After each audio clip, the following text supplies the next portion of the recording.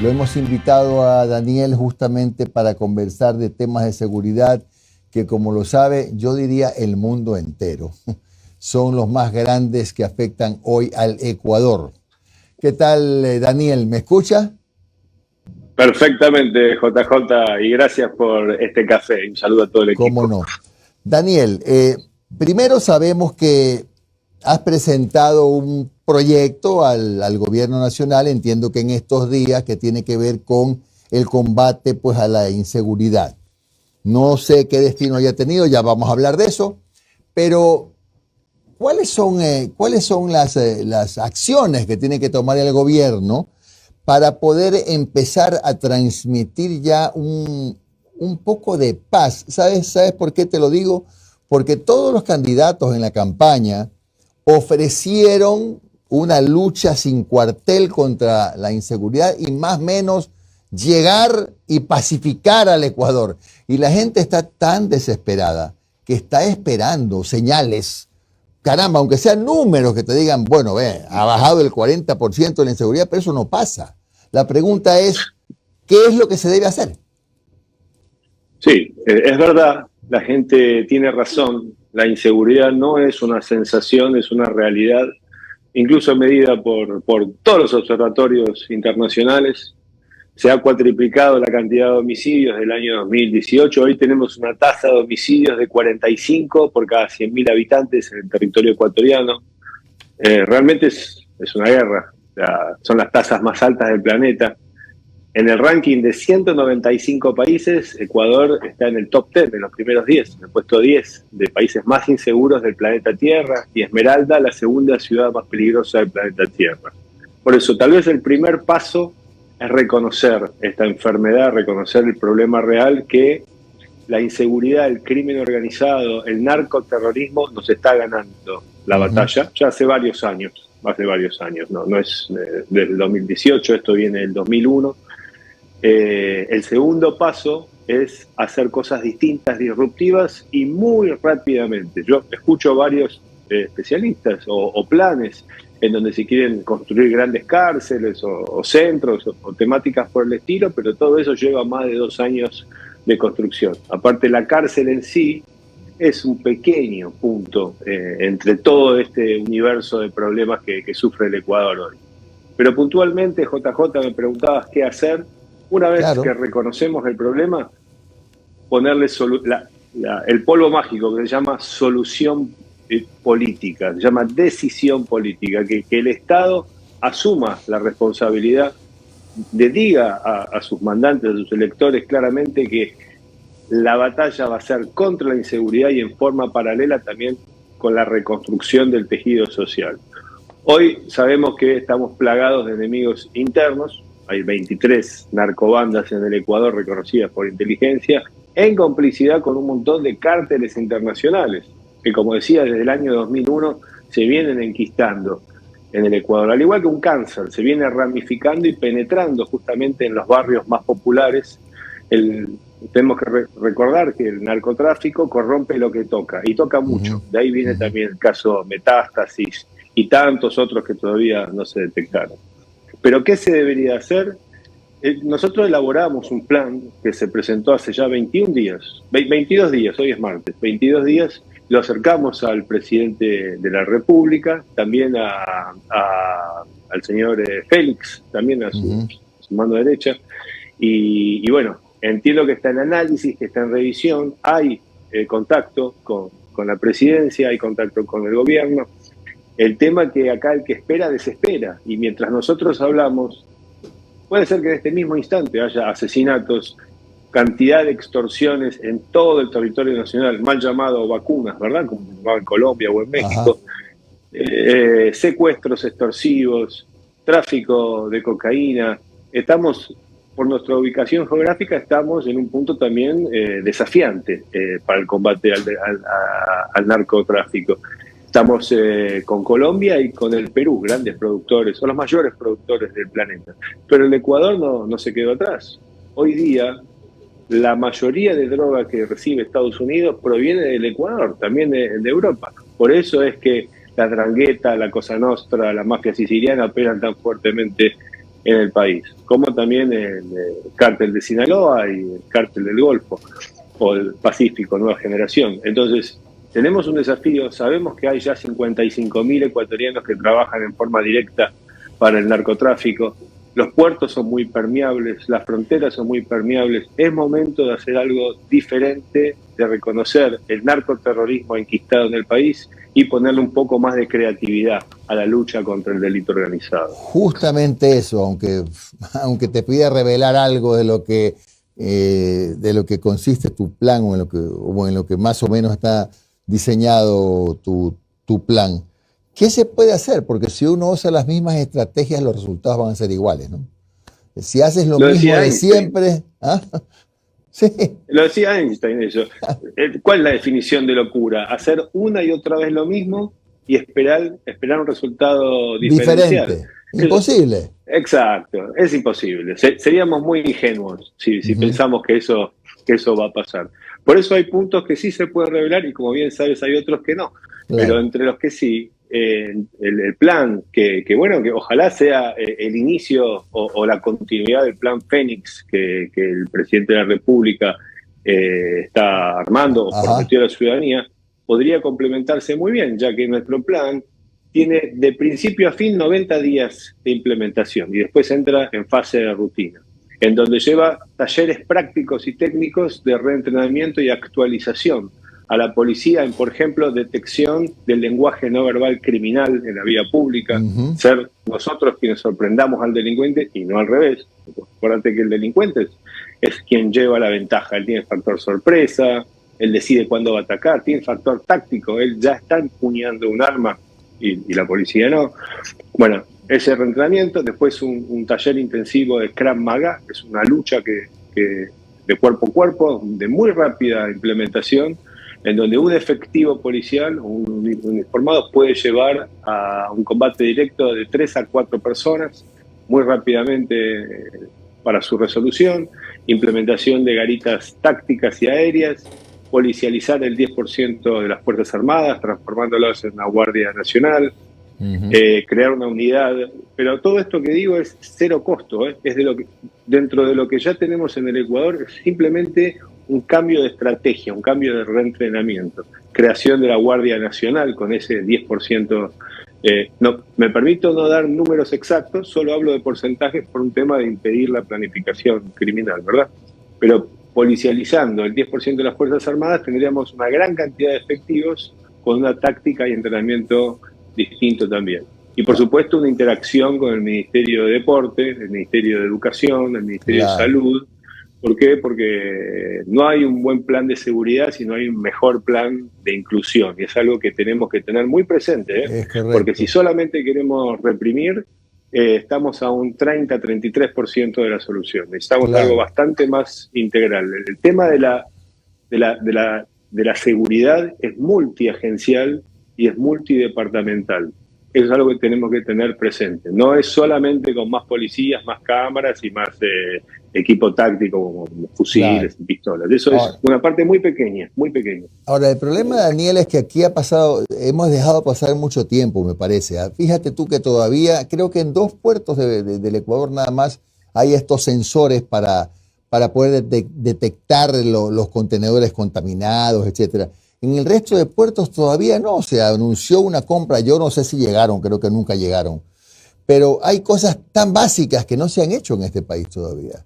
Entonces me parece que también por allí viene el problema, se ha dejado pasar mucho tiempo. Perdón, tengo un problema de audio.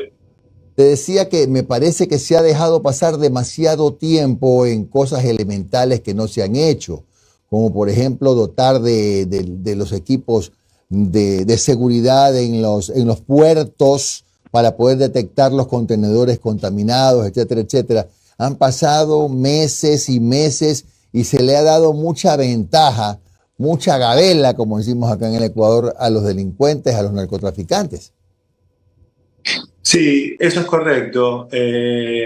Claramente se ve que el delincuente es quien tiene la ventaja. Es más, esta temática ya mutó. Yo casi no la llamo delincuencia. Estamos ante una potente ola de narcoterrorismo que intimida a la sociedad. No solamente en los puertos, sin ir más lejos también, qué es lo que pasa con los radares, qué es lo que pasa con la ley de derribo, qué es lo que pasa con la utilización de la fuerza, hasta cuándo es permitido que un oficial de policía pueda actuar. Es decir, hay muchos puntos, que son de rápida resolución. O sea, todo esto le damos la inmediatez de 3 meses, pero que deberían de ser tocados, porque hoy día hay un vacío muy grande. Incluso también en el aspecto jurídico. Hay 2 o 3 tuercas que ajustar, como bajar la edad de la imputabilidad, como hacer que los progenitores o los padres sean civil y penalmente responsables de sus hijos hasta la mayoría de edad. Hay muchas aristas que hay que ir tocando, porque lo que pasa en Ecuador, como bien dice JJ, es dramático. Y siendo pasivos o esperando que esto mejore, solamente va a empeorar. O sea, estamos muy cerca de transformarnos en un narcoestado, un país que hace una década atrás tenía niveles de seguridad muy altos. Estamos muy cerca de transformarnos en eso. Las decisiones tienen que ser tomadas rápidamente, sin miedo a alguna opinión de terceros o de países hermanos. El objetivo es garantizar el derecho a la vida a la gente. Y una vez que eso esté garantizado, recién ahí se puede empezar a soñar con crecer económicamente. Yo veía que había emergencia económica, hace unos minutos se declaró en el Ecuador. Yo creo que la primera emergencia tiene que ser relacionada con la seguridad. Y eso de poner un estado de sitio, de excepción para bajar la seguridad, es parte de lo que dijimos antes. Son las mismas soluciones de siempre que llevan a los mismos resultados. Claro. A la inseguridad hay que frenarla con seguridad. Hay que castigar a los culpables y proteger a los inocentes. Y hay formas muy rápidas de hacerlo, siempre y cuando haya decisión política. Claro. A ver, dos preguntas en una. Una de ellas es, si tú crees que Ecuador tiene salida, y lo segundo, si tu plan ha sido aplicado en algún otro país y esté dando buenos resultados. Bueno, si tiene salida, seguro que tiene salida. Por un lado, no quiero ser, ¿cómo decirlo?, mala onda a la mañana, temprano, cuando la gente nos está escuchando, pero estamos ante el comienzo de una nueva era criminal, una nueva etapa criminal que podría llegar a ser esto la punta del iceberg. O sea, prepararse para lo peor, para seguir siendo lo mejor, es un gran refrán que aplica en este caso. Pero si se puede mejorar, definitivamente se puede ir rápidamente, rápidamente. Estamos hablando acá que en el plan que diseñamos para el Ecuador se habla de 90 días, o sea, 3 meses de implementación, para entrenar a todos sus entrenadores, para hacer las unidades respectivamente competentes para lo que se quiere lograr.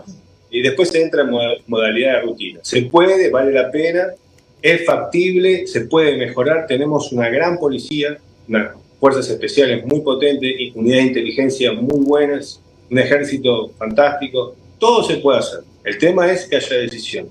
Y punto 2, si este mismo plan se utilizó con otros clientes en otros países, usualmente yo no hablo de mis clientes, pero puedo adelantar que en la ciudad de Rosario, en la República Argentina, es una ciudad que tiene mucha incidencia también del narcoterrorismo. Se aprobaron los talleres, la semana que viene, si Dios quiere, vamos a empezar a trabajar en esta temática también, y esto también es usado en otros países de Sudamérica y de Centroamérica, que bueno, hoy día se jactan mucho en redes sociales de que sus estrategias están funcionando bien. Pero sí, trabajamos en esto, incluso en el Ecuador. Yo mismo he trabajado desde el año 2001 con el GIR, con el GOE, con el GAO, con el GEOP, con varias fuerzas especiales, con Nelson Herrera Nieto, el general de Lucio, de Lucio Gutiérrez. Hemos hecho muchos trabajos con Camilo Samán Salem, de la Unidad de Denuncias Anónimas.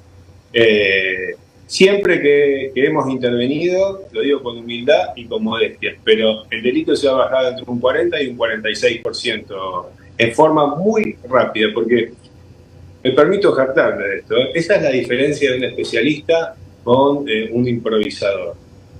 Hacer lo mejor que se puede, con lo poco que se tiene, en el menor plazo posible, eso da resultados. la gran diferencia. Y esa es mi característica personal. Daniel, buenos días. Noris Arroyave te saluda. Esa era mi pregunta. Acabas de decir, hacer lo mejor que se puede con lo poco que se tiene. Entendiendo que Ecuador es un país que está en crisis económica. Realmente, con una policía que le falta equipamiento, que le faltan las herramientas básicas para poder defenderse y enfrentarse al crimen organizado, que lo que más tiene es organización y estructura. ¿Se puede hacer con lo que se tiene en este momento, la policía? O sea, ¿sí se puede combatir o qué cosas mínimas se requiere de verdad? Mira, muchas veces me preguntan eso con relación a si se puede con lo que se tiene. Se tiene mucho, por más que no se pueda creer. Se tiene el número necesario de efectivos. Tal vez no están bien reubicados, o los francos no están bien dados, o no se están tomando los retirados para misiones especiales. Pero se tiene armamento, se tiene equipo. Suena raro que te lo diga, pero tengo conocimiento exacto y preciso de qué hay y qué no hay. Ustedes, Daniel, disculpa que te interrumpa, sí, han podido hacer tal vez, para presentar su propuesta, un estudio y un análisis de la capacitación del personal que nosotros tenemos dentro de la policía. O sea, estamos realmente capacitados. Hace poco graduábamos como flash, 3, 4, 5 meses sacando para llenar las calles, pero ¿estamos capacitados? ¿Nuestra policía lo está? Bueno, la primera pregunta era si teníamos el equipo como para luchar. La capacitación es algo que podría mejorarse ampliamente. Podría sumarse a la capacitación un poco más de picardía, de astucia, de ingenio, de creatividad a la hora de luchar contra el delito. El delito va mutando constantemente. Mes a mes las tácticas son distintas. Entonces es muy importante saber que también la solución tiene que ser dinámica, tiene que ir tomando otra dimensión. Entonces, la segunda parte de la pregunta, hay mucho lo que mejorar en cuanto a capacitación, en cuanto a pedido de colaboración, en cuanto a cómo revertir este divorcio que hay hoy entre la ciudadanía y los uniformados, ¿verdad? Uh-huh. Hay lo que mejorar para ser diplomático, hay mucho lo que mejorar. Como también así hay mucho lo que evidenciar. Mira, sin ir más lejos, yo hace 25 días estuve en Guayaquil, Quito y Cuenca. En Guayaquil me hice un recorrido por la entrada a la 8, la Valerio Estacio, Gertoral, Monte Sinaí, al norte. Conoce, ¿verdad? Sí, claro. Después al sur, por Pablo Neruda, por La Cristal. Y empezamos a hablar con la gente, porque teníamos denuncias anónimas que había centros de entrenamiento del sicariato. Empezamos a hablar, a repartir tarjetas con un código QR. Las tengo aquí a 2 metros míos, no quisiera salirme de la cámara, pero es impresionante la cantidad de denuncias anónimas que nos llegaron. Videos, fotos, audios de WhatsApp, cuánto cobran los vacunadores, qué es lo que le hacen a los taxistas, a los taxis amigos. En definitiva, no, en 2 días, fue un pantallazo de realidad que, si bien nosotros sabíamos por otras fuentes, lo evidencié yo en carne propia. Ya, hacer inteligencia contra el delito, contra el crimen organizado, se puede hacer. Hay mucha colaboración ciudadana, pero por otro lado vemos también que hay unas cifras negras muy potentes. Mira, está comprobado que el 80% de las víctimas opta por no denunciar ante la Fiscalía y el Ministerio Público. Los motivos, bueno, pueden ser comprensibles o no, es la realidad. Ese subregistro del que se habla, ¿no? Exactamente, el subregistro. Pero es una temática preocupante, porque lo que vemos con eso es que la población ecuatoriana está tendiendo a normalizar esta guerra que se sufre adentro del Ecuador. Está tendiendo no en el quemiportismo, porque se sufre mucho la inseguridad, pero un día que no hay tal vez un sicariato, o que no hay una bomba, o que no hay una noticia de impacto, la gente se pregunta, ¿qué pasó? ¿Qué feriado? ¿Por qué no pasa esto? Entonces, cuando la ciudadanía normaliza esta temática y deja de escandalizarse, es ahí donde nuestro rival gana la batalla, gana la guerra definitivamente. ¿Por qué? Porque el Estado entra en una suerte de, la población, ¿verdad? Entra en una suerte de de pánico, de acostumbramiento y de permisibilidad. Entonces, yo realmente les valoro mucho el trabajo que hace la prensa en el Ecuador, con la dificultad que eso implica, porque ustedes evidencian un problema que la ciudadanía empezó de alguna forma, no digo todo, pero de alguna forma a naturalizar, y eso es algo que es muy peligroso. Daniel, ¿es posible un plan Bukele en el Ecuador? Te lo pregunto porque, por ejemplo, mientras tenemos esta entrevista, mucha gente en el chat dice, lo único que falta es voluntad política. Bukele llegó, armó a su policía y se lanzó a la calle. Se hizo famoso el gobierno de Bukele por eso. Pero ¿es posible en el Ecuador implementar el plan Bukele? ¿Y cuáles serían sus componentes, no? No todo lo que brilla es oro. El plan Bukele quien conoce el tema habría que analizar bien pros y contras, ¿verdad? Se parte de la base que con el terror no se negocia, con el terrorismo, con el crimen organizado no se negocia, y podría ser el caso de lo que hace el gobierno del presidente Bukele. Entonces, cada país es un mundo distinto.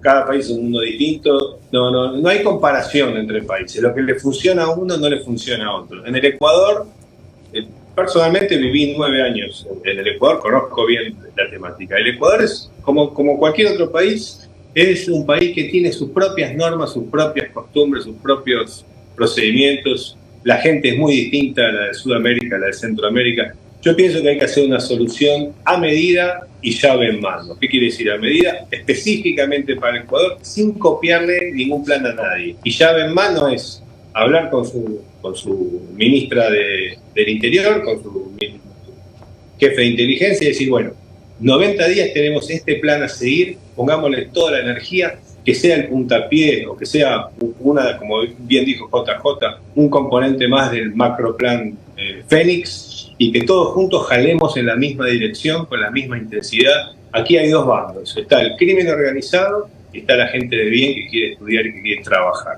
Entonces la pregunta es, ¿de qué lado de la línea nos paramos? Porque recordemos también que se ve otro peligro adicional. Hay una población de entre 12 a 29 años, 12 a 29, mira qué amplio, que hoy día está viendo para qué dirección tomar, si para la derecha o para la izquierda, sin hablar de política, pero si vamos para el lado de los $15 por día que paga un soldado del narcotráfico, o si estudiamos y trabajamos y garantizamos nuestra vida. Entonces, hay que accionar en eso, y son varios aspectos, no solamente el de seguridad represiva, que es muy importante y muy necesario, también la reconstrucción del tejido social. Yo, después de tantos años en materia de seguridad, estoy convencido que brindar oportunidades es una gran estrategia para luchar contra el crimen organizado y el narcoterrorismo.